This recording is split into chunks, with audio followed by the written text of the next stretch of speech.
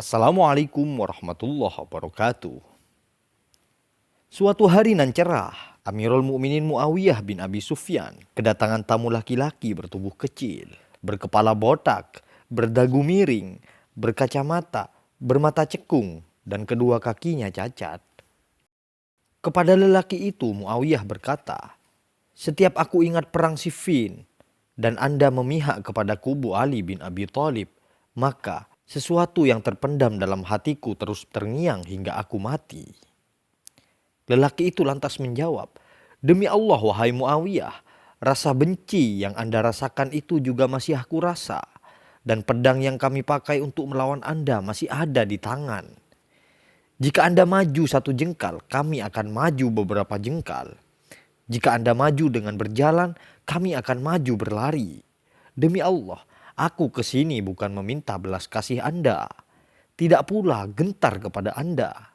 Aku datang untuk memperbaiki hubungan, menyatukan kalimat, dan mempersatukan kaum muslimin." Tidak lama kemudian, lelaki itu beranjak dari rumah Muawiyah. Ummul Hakam, saudari Muawiyah yang sejak tadi memperhatikan percakapan keduanya, merasa heran terhadap sikap tak lazim si lelaki tadi. Lalu Muawiyah menjelaskan, "Seperti itulah jika dia marah. Niscaya 100.000 penduduk Bani Tamim akan ikut marah tanpa tahu sebabnya. Dia adalah Al-Ahnaf bin Qais, pemimpin Bani Tamim dan pahlawan bangsa Arab. Bernama lengkap Ad-Dhahak bin Qais bin Muawiyah bin Husain bin Ubadah At-Tamimi As-Sa'di. Namun nama yang biasa dinisbatkan pada dirinya adalah nama Al-Ahnaf, yang berarti kaki yang bengkok. Namun bengkoknya kaki Al-Ahnaf tidak menjadi alasan bagi Al-Ahnaf untuk tidak menegakkan kalimat Allah. Ia lahir pada tahun ketiga sebelum Hijriah dari pasangan keluarga yang hidup biasa-biasa. Bukan dari keluarga yang memiliki derajat di sukunya, bukan pula dari keluarga berkedudukan rendah. Namun kelak, Al-Ahnaf menjadi orang yang paling berpengaruh di Bani Tamim karena kehebatan dan keberaniannya. Al-Ahnaf lahir di sebelah barat Basrah. Ia tumbuh dan besar di sana. Al-Ahnaf menjalani hari-hari belianya tanpa bimbingan seorang ayah. Ayah beliau meninggal pada saat beliau masih belia. Hidup tanpa ayah tidak membuat Al-Ahnaf patah semangat menjalani hidup. Ia terus berjuang mencari pengalaman untuk dijadikan pengetahuan dan mencari pengetahuan untuk dijadikan pengalaman. Seringnya berkumpul dengan orang-orang yang lebih tua membuat pola pikir Al-Ahnaf tidak seperti pemuda sebayanya. Pola pikirnya bisa dikatakan selangkah lebih maju. Suatu ketika, Bani Tamim kedatangan tamu mulia utusan Rasulullah Shallallahu Alaihi Wasallam untuk mengajak masuk Islam. Saat itu, yang menemui tamu terhormat adalah para tokoh Bani Tamim. Namun, para tokoh Bani Tamim ragu, tidak menentukan pilihan atas apa yang ditawarkan oleh utusan Rasulullah ini. Dengan menarik nafas, Al-Ahnaf mengangkat suara, "Wahai saudaraku, kenapa kalian masih ragu? Ketahuilah bahwa utusan ini membawa berita gembira. Dia mengajak kepada budi pekerti yang luhur. Maka sambutlah panggilan hidayah ini. Niscaya kalian akan memperoleh kebahagiaan dunia akhirat." Dengan mantap, penduduk Bani Tamim masuk Islam. Dan kedudukan Al-Ahnaf di sisi mereka semakin dikagumi dan disegani. Selama hidupnya, Al-Ahnaf tidak pernah bertemu dan bertatap mata dengan Rasulullah Shallallahu Alaihi Wasallam, sekalipun ia beriman kepada Rasulullah di masa hidup beliau. Oleh karenanya, pakar sejarah mengategorikan Al-Ahnaf sebagai generasi tabi'in. Meski tidak pernah bertatap muka, Al-Ahnaf pernah didoakan oleh Rasulullah. Ketika Al-Ahnaf sedang tawaf di Baitullah, tiba-tiba seorang lelaki menyapa dan berkata, "Maukah Anda aku kabari berita yang membuat Anda gembira?" "Ya," jawab Al-Ahnaf.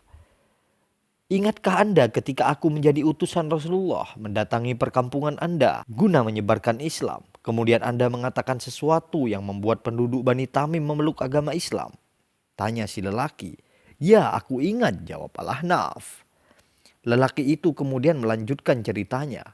Ketika aku kembali dan bertemu Rasulullah Shallallahu Alaihi Wasallam, aku menceritakan perihal apa yang Anda katakan kepada penduduk Bani Tamim. Kemudian Rasulullah Shallallahu Alaihi Wasallam berdoa, "Ya Allah, berikan ampunan kepada Al-Ahnaf." Mendengar doa Rasulullah ini, Al-Ahnaf lantas bersyukur.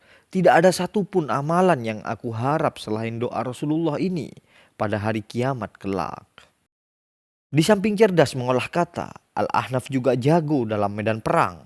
Ia begitu lihai mengayunkan pedang ketika berhadapan dengan musuh, baik ketika ia menjadi prajurit atau menjadi panglima perang. Pada masa Khalifah Umar, Al-Ahnaf dipercaya memimpin pasukan yang mengekspansi beberapa daerah di Persia.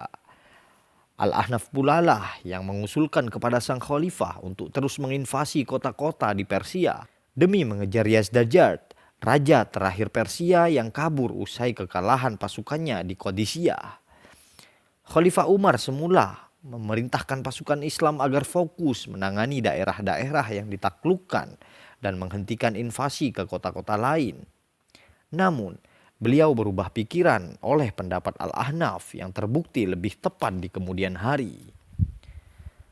Bersama Abu Musa Al-Asy'ari, Al-Ahnaf berhasil merebut kota Tustar yang dipimpin oleh Hurmuzan, panglima Persia yang terkenal kuat, lihai, dan penuh muslihat. Al-Ahnaf adalah figur yang tekun beribadah. Tidak jarang setiap tindak tanduknya bernilai ibadah. Ia amat gemar berpuasa. Jika malam tiba, ia menghidupkan lentera yang biasa dijadikannya teman menangis di mihrabnya. Ia tumpahkan rasa takutnya akan dosa yang pernah dilakukannya dengan tangisan. Ia tuangkan rasa harap akan ridho Tuhannya dengan tangisan pula. Di samping itu, ia adalah tokoh yang memiliki hati laksana laut. Tidak marah meski dicaci maki tanpa sebab. Sabar atas musibah yang diterima. Suatu hari terdapat seorang yang menghina Al-Ahnaf habis-habisan dengan kata-kata kasar. Cacian dusta, cacian yang tidak ada pada diri Al-Ahnaf. Namun Al-Ahnaf diam, tidak menggubris, tidak melawan. Ia hanya menundukkan kepala. Si pencaci malah salah tingkah terhadap perlakuannya karena melihat reaksi Al-Ahnaf yang diam 1000 bahasa ketika dicaci. Si pencaci lantas berujar, "Aduh celaka, dia tidak peduli terhadap perlakuanku, aku dianggapnya tidak ada."